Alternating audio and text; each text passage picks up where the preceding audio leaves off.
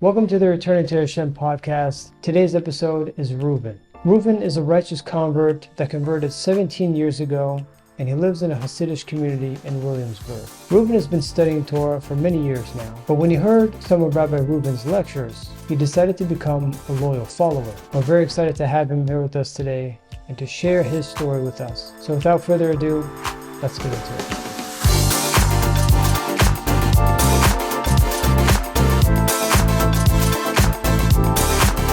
So today we have Reuven with us. Reuven has been a Ger Tzedek for 17 years now. He lives in a Hasidic community in Williamsburg. And Reuven, thank you very much for taking your time and joining us today on this podcast. Yes, thank you for having me. It's an honor when, Rabbi Reuven messaged me and asked me to come on the podcast. It was a big honor. And, I'm glad to be, this is, if not the only, one of the few really kosher podcasts out there. You have these other ones I've seen that come on YouTube in my feed, and modern Orthodox guys, talking face to face, looking at women, and so bh.live, I'm on the only kosher podcast out there. bh.live. Reuven, if you don't mind, let's start off telling us a little bit more about yourself and about the details, what life was like before you did tshuva and all those fun details. So I'm originally from Lewis, Delaware. That's about 4.5 hours from New York. And so my father's Jewish and my mother's not, so that's why I had to convert. My parents divorced when I was very young. I ended up moving with my father, but I was raised, and in the beginning, my mother's parents were very religious Catholics. So when I was a kid, I'd sometimes go to church with my mother's mother, and I went to Sunday school a little bit, but I was only a child, so it was kind of boring. And my mother, she's not religious. She only does the holidays and stuff, but not in a religious way, just for fun. And so I knew my father was Jewish. He didn't he doesn't keep anything, but he used to have light the menorah on Hanukkah, not as a mitzvah or anything, just because my mother had a tree, so he had a menorah because he's Jewish. I knew he was Jewish, but I didn't know what Jewish meant. It was just a word, Jewish. So when I was around 12 and a half, I started searching on the internet, what does this mean, Jewish? And, I found some websites, from Chabad. There was, they used to have a website, Ask Moses, where you could, rabbis rabbis any questions you wanted to, a one-on-one chat. And this was in the old days, where, the internet was new, so you had the phone cable that was connected to the computer, and it very slow. You couldn't speak on the phone where you were online. So yeah, 20 years ago, there was also I want to get back to the so the only thing Jewish there was a reform unaffiliated temple. And so they accepted me as Jewish. They say if your father's Jewish, you're also Jewish, which we know is not true, but that's what they held. So they gave me a bar mitzvah, and they taught me to read Hebrew. And and as I was learning more on the internet, I came to the conclusion that this is not real Yiddishkeit.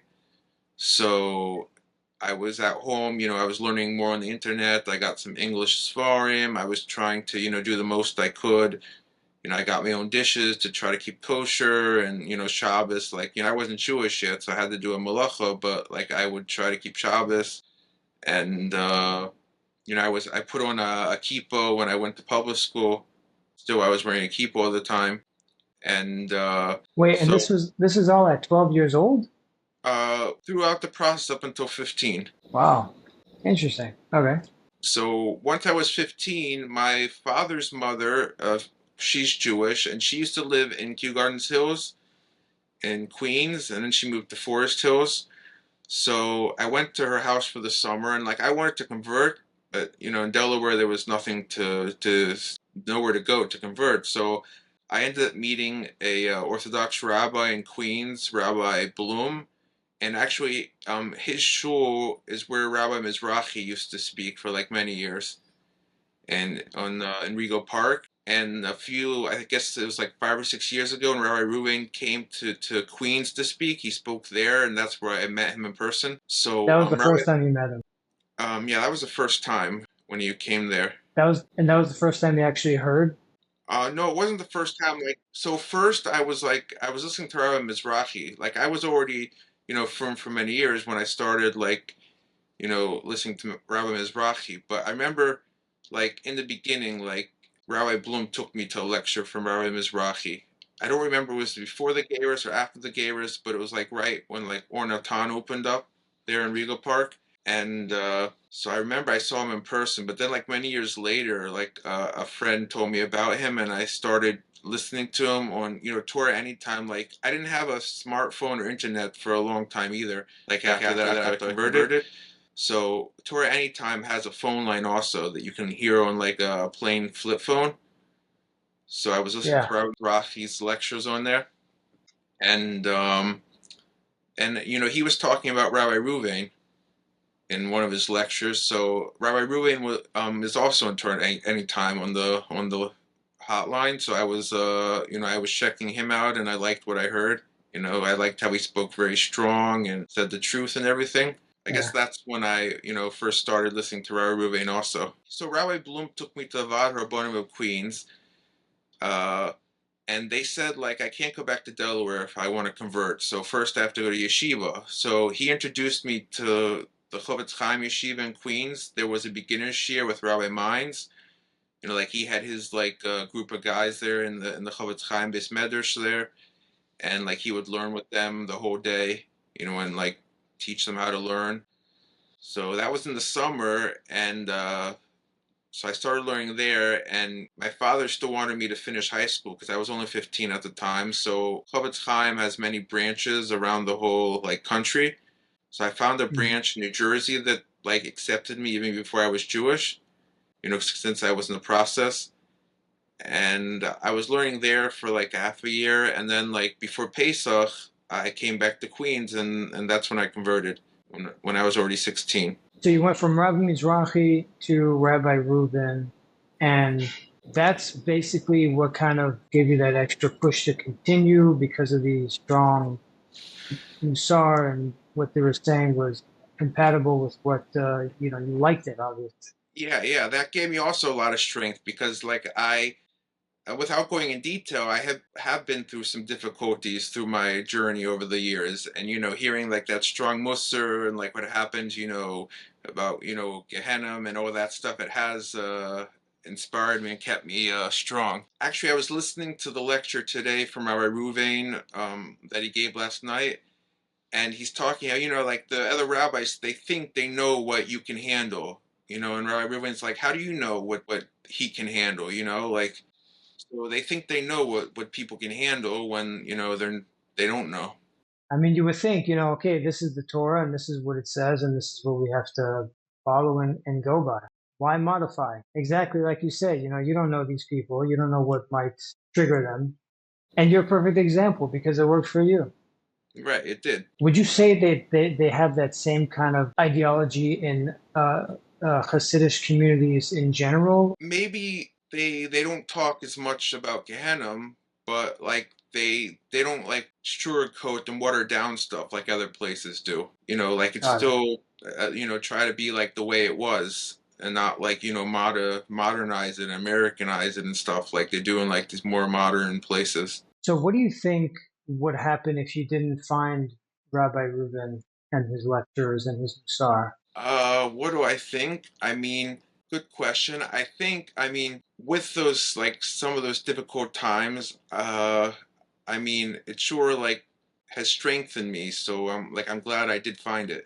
Living in a Hasidic community. I mean, well, let me like go back a little bit. So, I mean, I was already in a Chassidish community, like everything, like before I found like Rabbi Reuven. That first time I heard Rabbi Mizrahi, like that, I didn't really listen to him much until like many years later, after I was already, in a Chassidish community and everything, and like, how I look now and everything. But then I started listening to him on Tour Anytime on the hotline, and then that's when I found Rabbi Reuven also. What kind of like personal help did you get? When did you get in contact with Rabbi Reuven? Has he helped you personally in any way? So I guess without like mentioning names or anything. So um, I was looking for a shidduch online, because as I had mentioned, like I have a YouTube channel, which I'm trying to build up a little bit.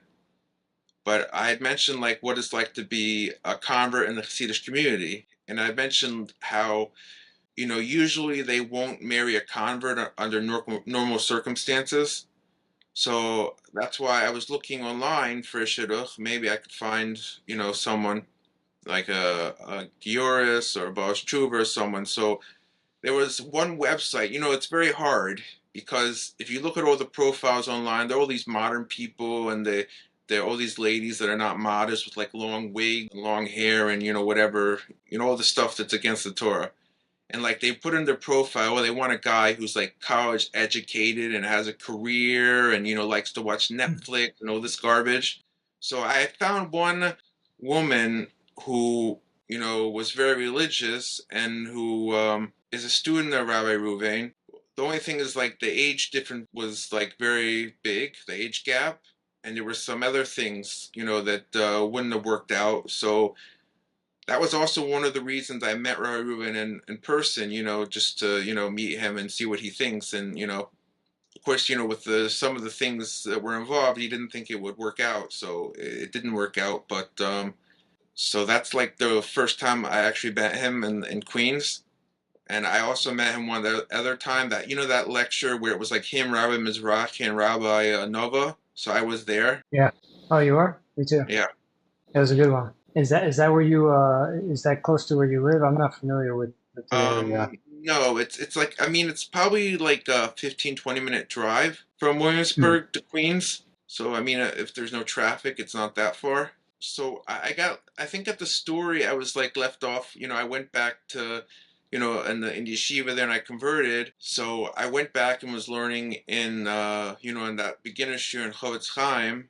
And there was also in Forest Hills a Satmar yeshiva. So I always was fascinated by Hasidim, and I wanted to see what was there. So I went in there, and somebody invited me for Shabbos.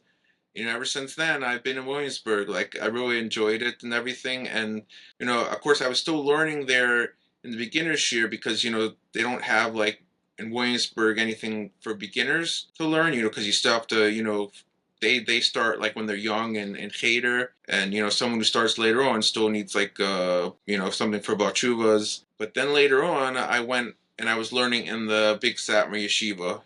So I was learning there a few years until I had gotten married, and I was in Koilo for a while, and I was and I was looking for something to do for Parnassa, and I found a job in which I'm like a home health aide for somebody. So I have like a lot of time to learn also with him and take him to shul, and so Baruch Hashem for that. Like I'm not Oh, like all day, having to do some type of other work. I get a lot of time to learn too, and I've been nice. doing that for 8 years. Yeah, It's a mitzvah job. yeah, Baruch Hashem. And I had gotten divorced and remarried. I got remarried. It's almost been a year. So Baruch Hashem, I found my wife, and she's also a convert, and she also enjoys listening to Rabbi Reuven's lectures. It's hard to find that. Yeah, Reuven, it's hard to find people that have that kind of ideology nowadays. yeah, that's Not very such a hard. simple thing. Yeah, someone who's actually modest, who wears a kisei rosh and not some like long wig, longer than the exile, like Rabbi Reuven likes to say. Exactly. Exactly. Yeah. That's the generation. Yeah, unfortunately, and that's one of the hard things with being a ger is like you see, like how low the generation is, how much like the people that are born religious, you see like, you know, how it's not how you expected it would be. So You you just have know, to stay yeah, strong and and learn and and not pay attention because you have to understand like they're not representing Hashem or the Torah or anything. They're actually going against it. So like not to learn from them. also I think an issue that we have is that people don't really sit and learn and study as much as they should. That's true. Sometimes I've seen lectures. People come and they ask, the rabbi a question. And they say, okay, how much do you learn? Can you start learning now 2 hours a day? Every single day. Can you learn for 2 hours a day? And they're like, that's a little hard. That's a little heavy to take upon myself. And you look at this person and he's full on, Hasidish. He looks like the guy is in studying 10 hours a day. Right. But I'm watching this and I'm like, you don't even wait. So this person doesn't even study 2 hours a day. So what's going on here? And then we wonder why we have so many problems. I mean, a lot of these people that dress Hasidish, they dress like that because that's how like their fathers dress and their family dresses like that. Even if themselves inside are not really such a big level, they just do it. That's how their family goes. And you think that's very common? It's becoming more and more common, especially with the younger generation. Because I'm already here for like 17 years a year, so like I see the difference between the people like my age and like the younger people. A lot of them, how like it's the Rita Sadoras, how it's like going further down. Yeah. Reuben, I want to ask you a question real quick. How did your parents, what happened with your parents? So my father, he was very supportive of my choice. As long as it's I'm happy, he's happy. But my mother's side, they're not Jewish, so they weren't like as accepting at the beginning. So, Baruch Hashem, today I'm like, I have a good relationship with my mother and my father and everybody, so they're very happy for me now. And Oh, my father also once had said, he sees like the other people, my age that's, they're not religious, and he sees me, so he's happy, that I am how I am. I'm not like, in jail on drugs and, all this stuff like the Goyim are. yeah, And right. he's even not religious, but he sees like what's going on in the public schools, with all this like gender nonsense and whatever. So he said, I have actually a son, so he said it's so good that my son's actually in yeshiva and cheder and not, in the public schools. Right, for sure. It's so dangerous.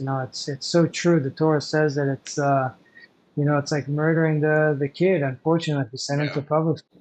And now we see. right. I mean, public school is like a million times worse than when I was in there because when I was in public school, there was no such thing as like transgenders or anything. There were like maybe a few gays, but besides for that, like you didn't really hear all this. It wasn't like pushed down your throat. Yeah, And I yeah. was like in Rehoboth, Delaware, that's like known as a big gay community also, but it wasn't like it That, is today. did you tell me about the personal help that you got from Rabbi Reuven? Besides Um, the shidduch thing, was there more, or that was? yeah, like I ask him questions a lot. He answers me on WhatsApp, and I even when I started getting more serious with my videos on YouTube, he actually gave me some advice, on the videos. So I mean, he's very busy. I know he has like thousands of messages a day, but it looks like he took out his time to to watch my videos, and and give me advice on them. Yeah, I mean, if he doesn't do stuff like that, what's the point of what he does?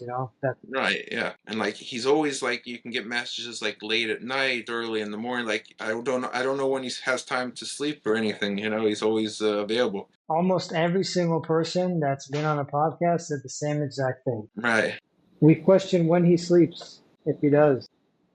right. Crazy, crazy. Let's see. So throughout your whole journey now, 17 years plus, what kind of hardship, what kind of challenges did you have to overcome? Was there any difficulty that you want to share? Yeah, well, I was going through like a very bad like marriage, which it was like very depressing and stuff. So but like hearing like the strong musser is like it's very helpful, like when a person's like depressed, like they don't have like the enthusiasm to do what they normally do. So when you hear like about what's going to happen, you don't do this, you do this, you're going to go to Gehenna and get punished and all that, like it's like no, I'd rather not do that. Do you study the Tanya?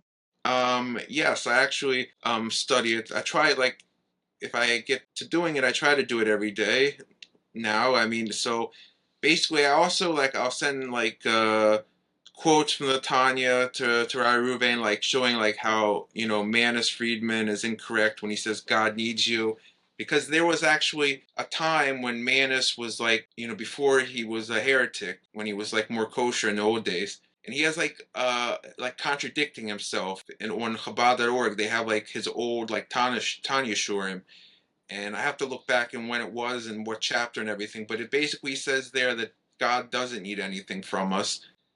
And and in his lecture today, he says God needs every lecture. God needs you and all this stuff.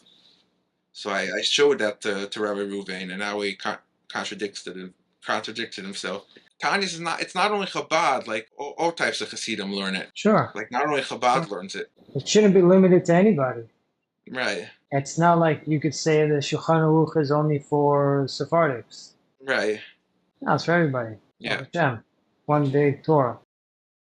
Any other challenges in terms of like doing the tshuva? Was there tshuva? Like, I mean, I started taking on stuff like before I was Jewish. Like, I really wanted to do it. Like, even though like before you're Jewish, you don't really have to, eat kosher or do all this stuff. I mean, if you're converting, you have to practice.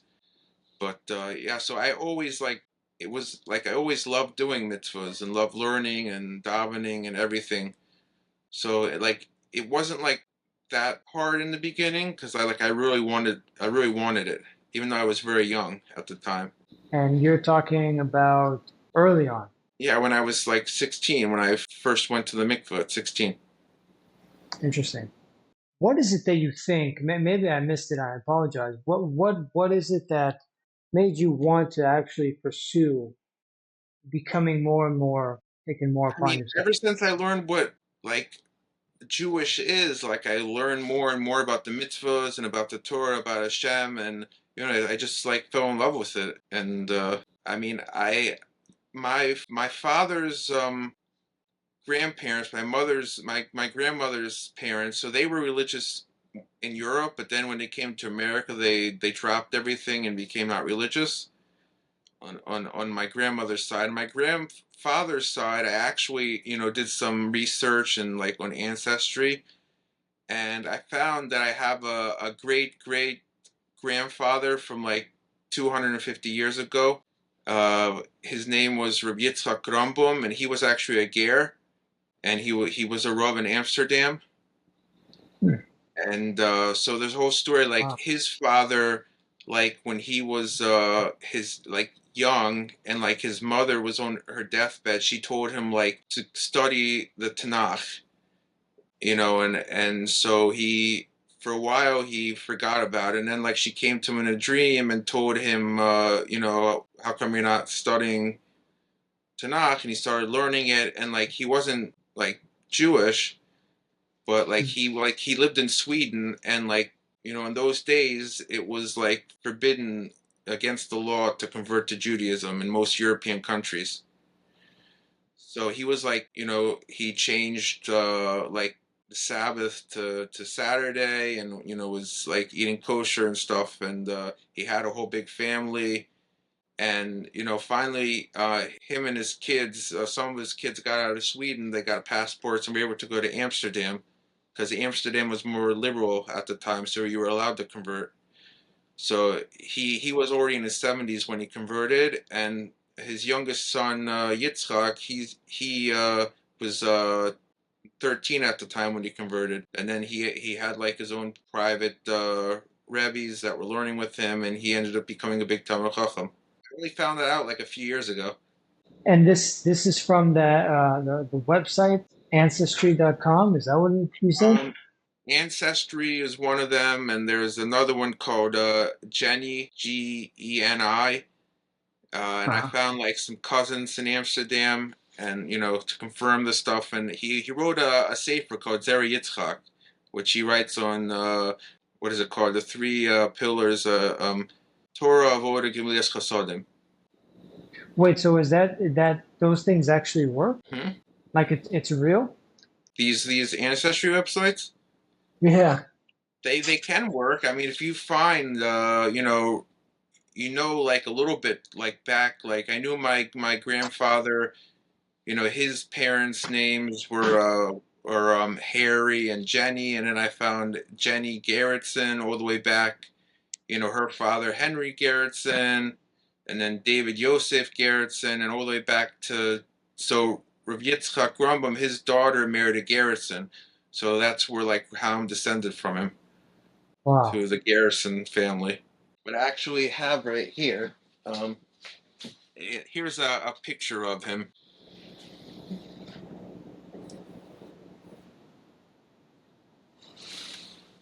Is it better now?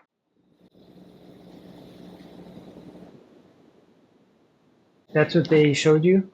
Yeah, online. It's actually from like a mold or something, that a wax mold that someone made, and it was held in the family for years, and now it's in some Wow. museum in Amsterdam. Wow. Very cool. And actually in Hebrew books I found his Sefer Zera Yitzchak, so I made some copies of it, and it's like this very old print. So if one day I get the money, I'd like to get it like reprinted and edited a little bit so it's clearer. So you weren't able to like read it or learn it? No, I do, but it's like not so clear. It's I mean I you have to like you know uh kind of work on it to decipher some of it, but Mm, gotcha. Gotcha. Okay. Okay. So now what's your story now? Well, what do you, now you live in a community, you're married, you're keeping Torah and mitzvot, you're learning, you're listening to Rabbi Reuven, you're growing. Is all this sound right? yeah, bh. HaShem. I mean, I also have Rabbonim here that I'm close with. So, bh. HaShem, Do you have kids? I have one son from my previous marriage. Hmm. So I hope bh. HaShem to have more. And, Hashem runs the world. So, like, what future is now, I mean, I'm not sure. But I'll find out. I mean, I noticed someone had posted yesterday that Rabbi Reuven's like the new Bezrat Hashem yeshiva they're trying to build now, a new community and everything. So I mean Yeah. that looks interesting. Zat Hashem, it'll work soon. Zat Hashem. Let's see. So, what are some goals, Reuven, that you have now or that you're pursuing now from here on out? I mean, so I'm learning for smicha. So Mit Hashem, I'm in the middle of Basa bh.live and Teruvis, and I hope to like finish it hopefully around Hanukkah, maybe a little after Hanukkah, and I'll have smicha mit Hashem, and I just keep learning more and more, and growing in avodas Hashem, and see what Hashem has down the road for me. What kind of advice would you give to other people? Yeah, so I mean, just keep on growing and learning. Learn as much as you can. Listen to shiurim as much as you can. Don't get discouraged by these, like modern rabbis who just want to tell you what you want to hear and say, "Oh, don't listen to Rabbi Reuven because he's extreme," and all this stuff, or what all the things they like to say. Don't listen to those people. Stay away from the heretic rabbis on the heretic list, and yeah, just keep growing. So, what about when you have people like we spoke about earlier, where they dress the part, they look the part, but they don't really do exactly what they're supposed to do. Hmm. And I'm not limiting it to them. Okay, like everybody, they they they do all the things that they need to do, but they're not really there. Right.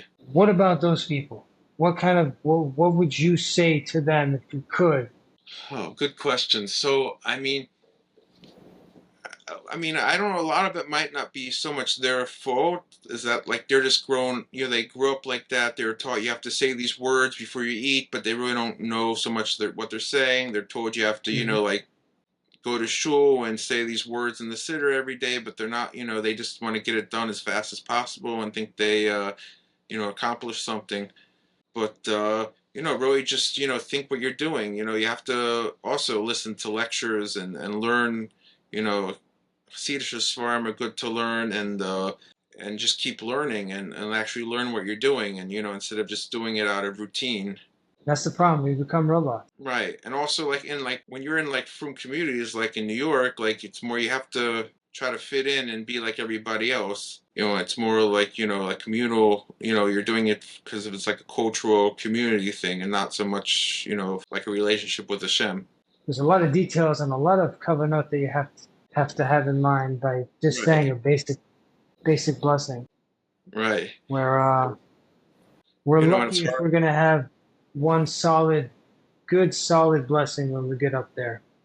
Yeah, it's Yeah, not easy, but like there's a, like you see people all the time talking during davening instead of actually yeah, davening. yeah. Like That's if they another big actually problem. do, they'd get like a sitter that has like translation and actually focus on what they're saying, and they wouldn't be talking as much. That's true. There was a discussion I had with somebody else on a podcast, same exact thing. Right. When I first started going, I was studying the Kitzur Right. and I learned all these things where you're not supposed to talk, and it's very, very bad, and ruins everyone. There's no, there's no punishment fit for that kind of person. All those good things, and I was like, oh, okay, great. So now I'm going to start going, and I should expect to see all these things, right? But then And I big would go there surprise when you super. get there. It's it was very disappointing, especially as a Actually, first starter. I heard that in there's the Klausenberger Rebbe in Borough Park, like he's a big tzaddik, big Talmid Chacham. So once there was a guy talking during davening, he went and grabbed him and threw him out. And then the guy actually came back and apologized. If So only I we think, had leaders like that today, yeah. that's the problem. I mean, you have some Rebbes that like I've heard that like they walk around during davening, and then when the people see the Rebbe coming, they stop. Yeah, so I don't know. I would go super pumped, and then I would leave a little upset, to be honest with you. Right. I mean, I guess the main thing, just like, don't look at the other people because almost every shul has that. They have the guys in the back that are talking.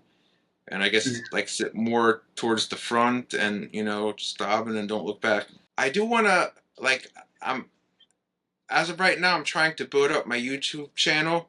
So as of now, it's RYLS Teller, my name Reuven Yitzchak with my wife's name Leah Sprinza Teller on YouTube. So I'm trying to put out more and more videos to try to build it up with more views and subscribers and stuff. And I'm trying to say, I bring from Chasidut shiurim or other things that I learn and try to share it with people. When So did you? Mhm. so I had another one and which I kind of I guess I just kind of like stopped using. And then once I got married, my wife made a like channel with both of our names together. So I decided, let me start again and start making videos. And hopefully, a lot of people, are asking me to, keep it up, and they like what I'm like. I've started um, saying parts of Torah Kodesh by Yaron Reuven on Shmir Sanaim and Shmir Sabris, and people are getting chizuk from that. They like it, so I mean, if I can inspire people to become close to Hashem, it's all worth it. How long has the channel been going for? This one like a few months. Yeah, I mean, and with the advice from Rabbi Reuven, I hope it gets better after the time. Yeah. Yeah. Are you in contact with Rabbi Reuven like frequently? Yeah, I message him quite frequently, and he answers like sometimes like with a few minutes after, sometimes maybe a few hours, depending, I guess, how busy he is. But yeah, it's nice to get such a fast answer. What kind of questions would you ask Rabbi Reuven versus asking a local rabbi? Oh, good question. So a lot of local rabbis, especially in the Hasidic community, are not so familiar when it comes to like I guess more like in Kiruv and people that are like outside the Hasidic community. So there's like such questions which like a local Rav is not like so experienced in, which I can ask Rabbi Reuven such questions. Are you in touch with Rabbi Mizrahi or not? Sometimes I'll message him. He also answers like very fast. Yeah. And I mean, I was like maybe like a year or two ago. I was by one of his lectures in Ornotan in Queens. Are you near where he gives his lectures now? Maybe about 15-minute, 20-minute drive. But like I don't drive, so if I do go, I take like a Uber. In New York, you don't really have to drive. I mean, it's not worth it. It costs a lot of money, and I don't really have to go out of Williamsburg so often. What are you learning now? So What's your right learning now, schedule? okay, so right now, I'm learning Hulin, the laws like about like shchita and kosher and stuff. I mean, I started learning like years ago, like probably, I don't know, like over maybe 14 years ago. I was learning with this program. They had a local program where like you learn an Amud a day. And, so I started Yevamos. And, I just learned through up until like, I ended almost this whole Seder, Noshim, Nizikin, I ended. And now, Kodshim, like I'm learning more than just Na'amud. One guy already took on himself to complete the Shas in a single year. He already is every day he sends me that he completed 7 dapim. So now he's at day 14. He just completed 7 pages in one day. 7 dapim, not pages. 7 dapim. That's really 28. Blot or two a day. Because this other program, they also like, they'll give like time for Zara, like Friday, they have no, new Amud, Shabbos, no new Amud. So like I wanted to go like ahead a little bit and learn more. So now I'm just learning my own Seder. I tried to learn, every day Chumash Rashi, Chasidut Svarim, Yerushalmi. I try to learn a page of Zohar every day. And also, So when like I had smicha too, like Hilchas yeah, Tarubis and Hilchas Basa B'cholov. So I have a few chavrusas I learn with on the phone, like in the morning. Like I try to daven v'sikin every day, so I'm up very early. And after I finish davening, I learn with a guy on the phone who lives in Texas, so he's an hour behind me. And then like in the evening, I try to learn like an hour with a guy on the phone from California. what time do you wake up every day? About now, like about 4.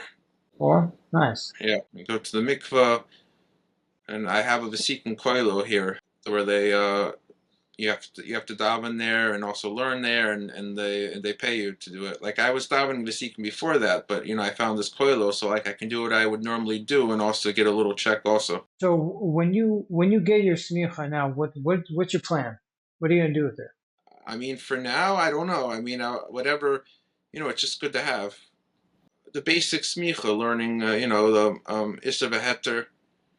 Oh, I don't know. Maybe you're gonna be a shochet or something. I don't know. I mean, There's it's plenty not of for different. Shita. This is like the basic stuff. Basa B'chov, Teruvis, Machoy Akum. I finished, Yeah, and Hilchas Shabbos. but you can get a smicha to be a shochet, right? Yeah, yeah. Also, if you want to be a shochet, but like, that's also to be a shochet, you have to like move out a lot of like if you want to do like cows, you have to move out like in the Midwest or like other like Argentina, like be there like the whole week and then only come home for Shabbos. So that's like not easy. Wow. Because you don't really like chef so many cows here in New York. Do you know at what point during the whole process of learning how to be a shochet do they actually start? I'm not sure when they start.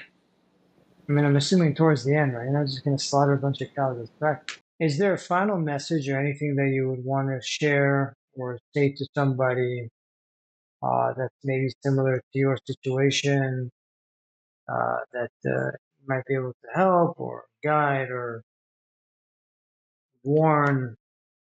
Yeah, I mean, I would say maybe for other people that are converting, unless you're like 100% sincere and ready to give up your goyish lifestyle and you're ready to give up, going to, watching Netflix and, going to baseball games and football games, all that stuff. And, then there's no reason, no point to convert.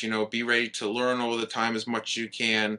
And in my opinion, a woman that's not ready to put on a ticho or a mitpachat or whatever word you want to refer to it as kisa rosh, then they shouldn't convert. If they want to just put on a long wig, then stay goya. What do you have to convert to look like a goya for? Yeah, And do you think learning Rabbi Reuven's lectures and his teachings would help with that? of course. Yeah, they should listen. I think that's one of the best speakers in English that they should listen to. They'll learn a lot. Learn like real Torah Judaism. Not some sugar coated, watered down modern stuff. Yeah, Like you don't hear exactly. like I was listening. Like the the Jewish intimacy share, like, like it's amazing, actually hear that stuff in the English language, like, like it's, I guess you don't hear that anywhere else, like it's amazing. Yeah, that's the good thing about the organization is that they definitely help people in many different ways. And one of those ways is to give those different kind of style, I guess you could say, kind of unheard of topic. Right. Like, and I was telling someone, you know, like in the English language, like in Yiddish, you hear a lot of like kosher stuff. And I guess someone, like for Sfardim who know like Hebrew and you hear in Hebrew, but in English, there's not really, such real hardcore, kosher stuff. It's more of these like, rabbis that tell you what you want to hear. Like there's no punishment, no Gehenna. Gehenna's just like an embarrassment or a washing machine type of stuff. And don't talk about wasting seed. That's mostly in Yiddish or in Hebrew. But like Baruch Hashem, you have Rabbi Reuven who actually gives over, real Torah in the English language. I mean, people can find all this stuff themselves. They just gotta sit and Right. open the Right. book. Priority, people gotta learn Musar. Basically, is what you're saying, right? Right. Also wanted to compliment, how this podcast is only men actually, showing themselves on video. Not like, all these other places where women, long wigs and not sneakers and everything, sitting there showing themselves on the internet for all, I mean, they have to be like, like, for instance, there's like Chabad couples, they'll go and they think they're teaching, Hasidic, they call themselves, Hasidic Judaism, and I think it's misrepresenting Hasidim, people that don't know any better, like, so Baruch Hashem, for this, also on my YouTube channel, my wife was thinking, of course she's not going to go on video or anything, but, just like to do speech and audio and talk, say some stuff, without showing herself. So I think that's very good that, you actually do it the right way. Well, I mean, if she does have something interesting that she wants to share, she can always, we have the women's, Right, yeah. So if you Yeah. want, we could definitely get something going there. Yeah, that would be, yeah, I have to, look into that. Sure, sure. All right, Reuven. Well, thank you very much for taking the time out of your evening to, Yeah. come on here and And Baruch share. Hashem, like, it wasn't easy. We had a lot of technical difficulties with my filter and everything, and Baruch Hashem, it finally worked. We had a lot. We had a lot of Yeah. outdoors, but we learned one thing: whatever filter you have, it's a really good filter. Yeah, it's called Gentech Solution. So you can look it up if you want to have a filter, and you can have like a whitelist, whichever websites you need. It lets that through and blocks everything else. So Baruch Hashem. All right, we'll look into it. Reuven, thank you very much. Have a good rest of your evening, and if you need something, we'll be in touch. Thank you very much. Bye. Take care.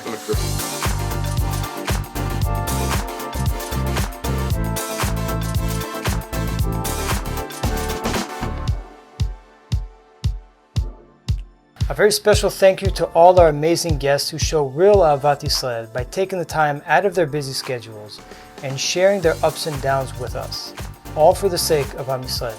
May Hashem continue to bless you 1,000-fold. If you enjoyed this video, you can find more of these podcasts on our website at www.bh.live.